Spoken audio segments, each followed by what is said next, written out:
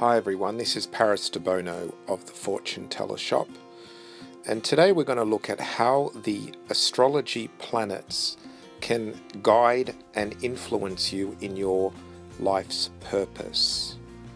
Many people come to me for advice about their life purpose, and sometimes it's about getting present to what you actually like. And after this TV segment, we'll look at your personal archetypes and see which ones you're attracted to. Steve, what's your philosophy about New Year's resolutions and things like that? Oh gosh. Do you believe in them? I think, well, not so much resolutions. Yeah, I think just getting more connected to what you really want to do and what you love, you know. It's not really resolution, but it's more like get in tune. Ask yourself, what is it that you want to do? A lot of people get caught up in outside noise and what other people are saying and doing. Yes, totally. A lot of my clients, often I'll say to them, what do you like? And they won't even know. Well, they do know, but it's covered up with fears or doubts. Peel off the layers, don't you? Yeah. So I would say that's how I would use a resolution, to get more in tune with what you love to do. Yeah, you know, and what you want to do. Sometimes you can't do what you love, but you can be clear about what you would like to do, and then the universe starts to work with that. Yeah, lay down. I think it's about getting present. Yes, being in the moment. If you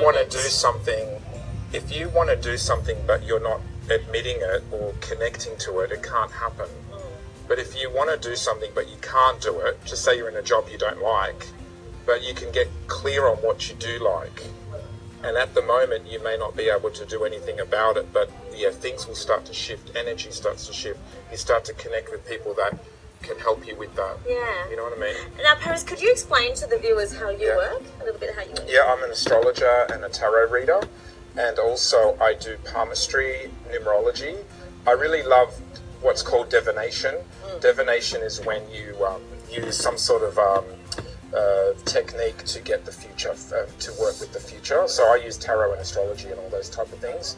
So I tend to work well with people that ask questions about relationships, career, family issues, money, anything that is in this lifetime. I like to focus on this life, not past lives. So for this example, I'm going to be using the Astrology Archetypes. So if you were a client of mine and you came to me and asked me, what is your purpose, your career purpose, say, these are some of the things that I might talk about. And you're very likely to connect with one or two of the following archetypes. So the first one is Apollo. If you are an Apollo type or you have strong sun energy, Apollo was the god of the sun. Often your talents would be artistic, creative, being seen in public. It could be someone who uses your voice or personal charisma. Usually Apollo type people like to be in the center of everything. They usually like to be in charge and they don't like to be micromanaged at all. Often people that have strong Apollo or Sun energy work in their own business or create their own business or work for themselves. If they do work for someone else, they need a boss who trusts them and doesn't control or limit them. In fact, if your boss inspires you or allows you to create your own ideas or create your own goals, you'll do really well. Often if you have a boss that tries to control you, you'll have conflicts with your boss. The sun is in the center of our solar system and it's the source of life. So if you get yourself into a position where you are the source of it, you'll always do well. The second archetype we're going to look at is Diana, the moon goddess. Now, when someone has the moon very strong in their astrology cards or in their astrology chart, Diana has sort of two ways of manifesting. Often people that have strong Diana are protectors, especially of the vulnerable. They often work well with children, women, and also with animals. in a protective sort of role. The other way that Diana manifests is they're mavericks. People who have a strong Diana carve out their own path.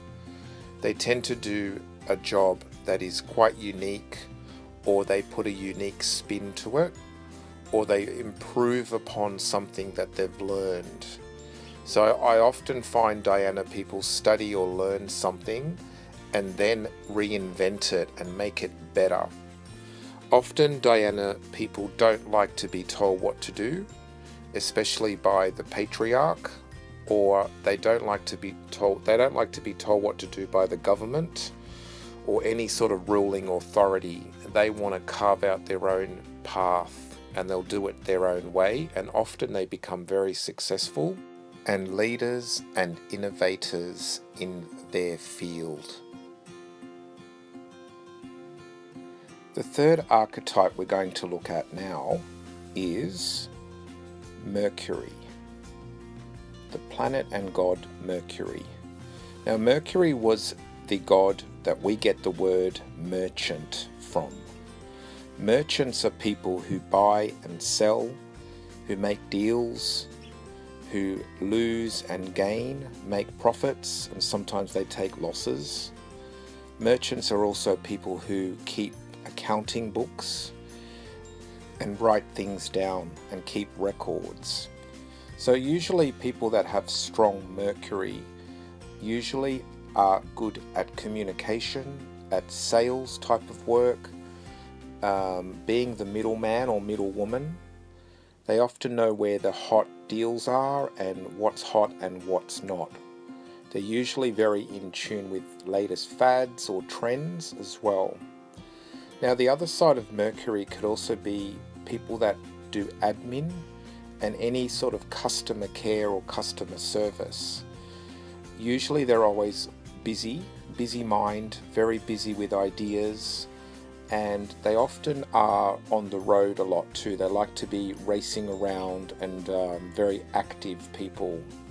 Sometimes strong Mercury people can overthink things and get very anxious. So you do have to be careful of anxiety and insomnia just from an overactive mind. The fourth archetype we're going to look at is the goddess and planet Venus. Now, Venus is the goddess of love and beauty.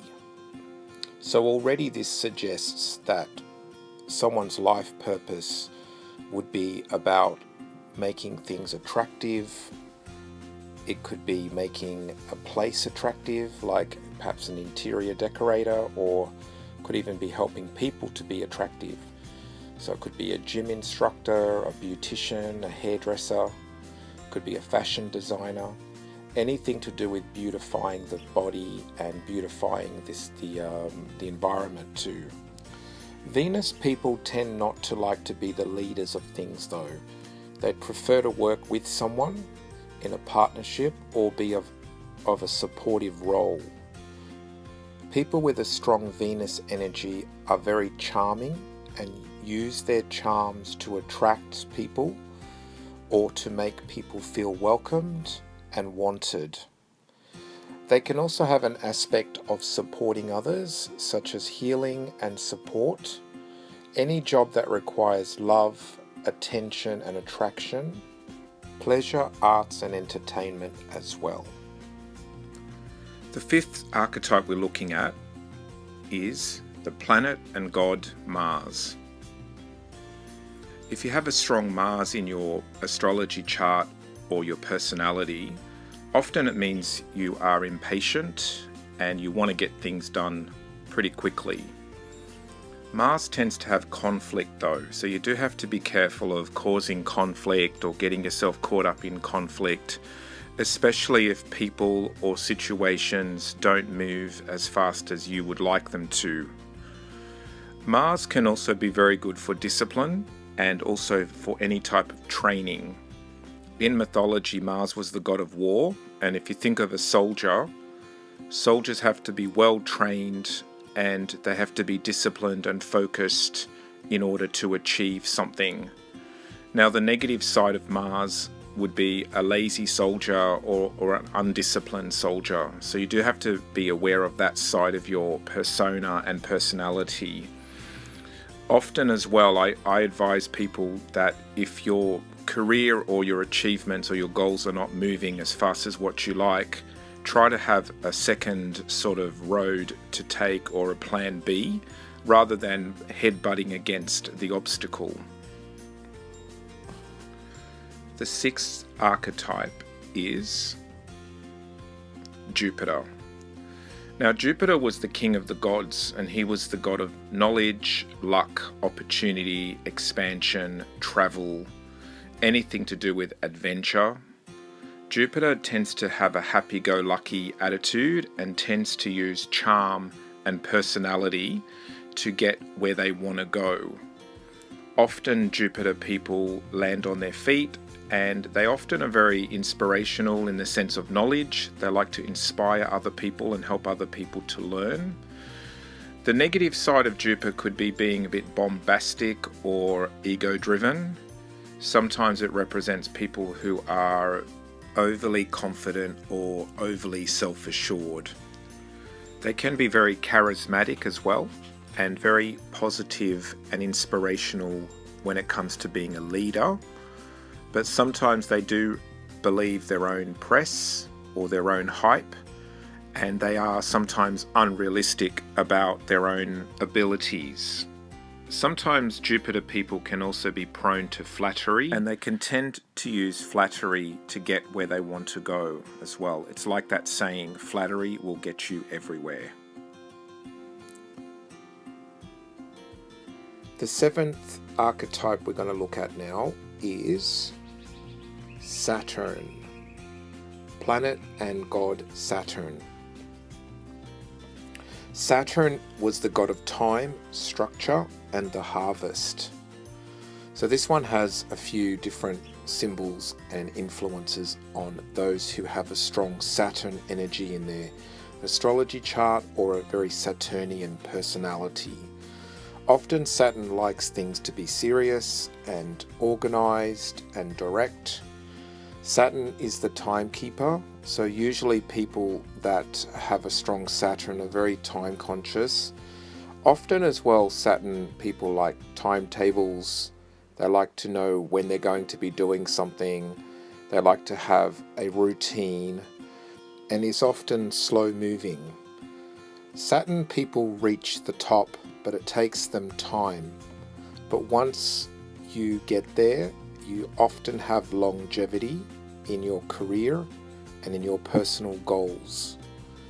Saturn represents slow moving but solid and successful over time. The negative sides of Saturn can be negative thinking and pessimistic. The eighth archetype is planet and god Uranus. Uranus was the god of the sky, and he was the god of invention, unusual things, and new technology. Often this one represents a time where you need to discover new knowledge. You need to go beyond your comfort zone, branch out and try new things. I've also noticed that when people have a strong Uranus planet or card, often they need to try new technology, and it's often computer connected or related, so it's usually learning new programs. This planet tells you to shake things up, break out of the old, go in a new direction. You have to trust that you'll be guided to the right knowledge and understanding and people and places. You have to avoid sticking to the tried and tested and go into a new avenue for yourself. This planet tells you to go beyond your comfort zone.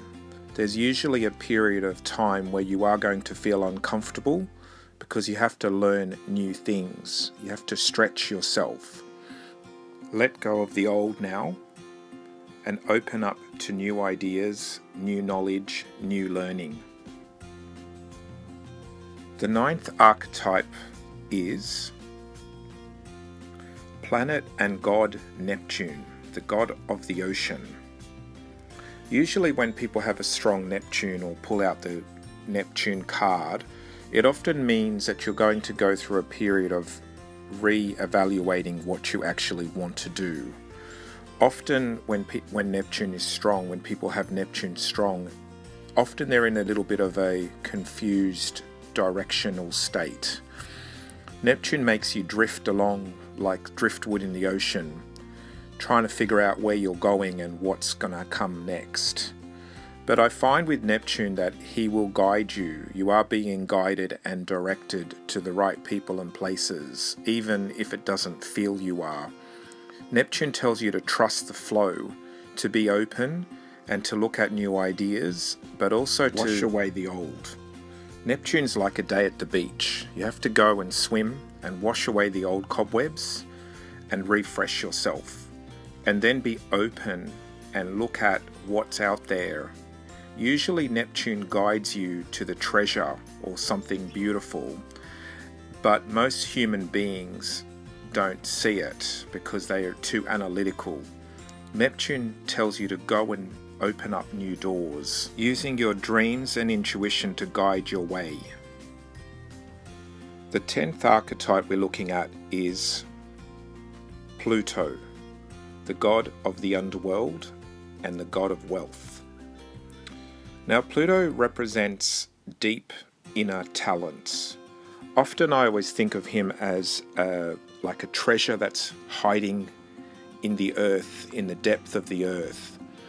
This one usually means you have talent and abilities, but they may be hidden underneath the surface, or perhaps you haven't fully brought them out to the world for the world to see. Often this one means you have to go within yourself and really connect with your core talents, your core desires, and then bring those out into the world. Another way Pluto manifests is often it means you have to change the way you're doing something. So if you love your job or you love your life purpose, you may have to reinvent the way that you do it while keeping the treasure part of it, the treasured part. So it often means you need to change the way you're doing something, but you can still keep doing the same type of work. Pluto tells you to reinvent yourself. Number 11, archetype 11. We have Gaia. Gaia was the Mother Earth goddess. So when people have this goddess very strong, or they pull out this card, this often represents a few things. It represents a mothering, nurturing nature. So you may have a talent in nurturing others, helping others to grow, looking after others. Could also be a teacher or something to do with knowledge, looking after the body as well, helping people to heal. Often it's associated with food and nutrition, but it can also be creative. If you think of Mother Earth is constantly creating trees and flowers, so then it can support life on Earth. The other way that this one manifests is about being creative and also bringing forth and producing things that you want to bring into the world. A strong Gaia archetype also manifests itself in helping others to succeed. So it could be you help family members, or you may focus perhaps more on your family or your friends or clients or students, and you want to see their success more than your own. So your motivation would be to help others to grow and to manage and assist others in their success. Okay, so that was a brief rundown of 11 archetypes found in astrology. The idea of this video was that you find one or two of your archetypes to help you find your life path and purpose. This is Paris Debono of the Fortune Teller Shop.